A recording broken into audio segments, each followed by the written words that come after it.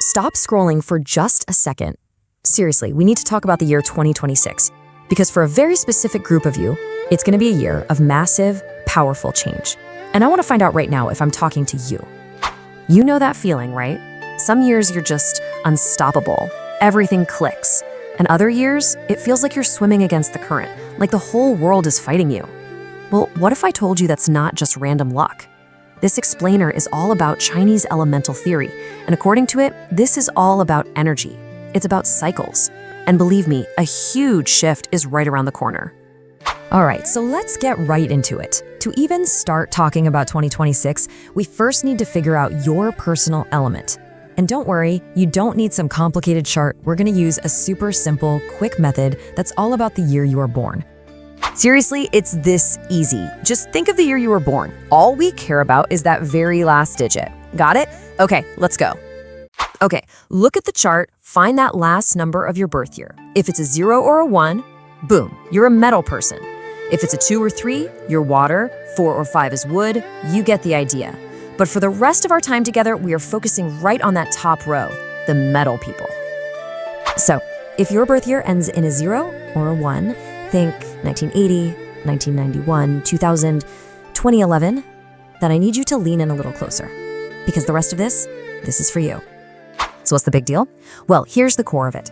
Based on the big 60-year cycle, 2026 is the year of the fire horse. So you've got your energy, which is metal, coming face to face with a fire year. I want you to picture a blacksmith's forge. You're the piece of metal. And the year 2026, it's the roaring fire. This right here, this is the fundamental dynamic we're dealing with. It's a clash of elements, right? Two really powerful forces meeting. And what happens when you put metal in a fire? It gets incredibly hot. It softens. It can be reshaped. It changes. Okay, I know. Put you in the furnace sounds terrifying. And look, it is going to be intense. But I really need you to hear me on this. This is not about having a bad year. It's about having a year of intensity. And inside that intensity is a massive opportunity. But only if you know what to do with it. And that's the whole point, isn't it? A furnace isn't meant to destroy the metal. It's meant to forge it, to shape it. So right now, we're going to shift our focus away from the scary part, the heat, and look at the incredible potential that's waiting for you on the other side. This is what we mean by transformation. Think about it. You don't put a lump of iron ore into the fire to melt it into a puddle. No, you put it in there to turn it into a sharp, strong, priceless sword. That pressure, that heat you're going to feel in 2026, it's all designed for one thing, to upgrade you.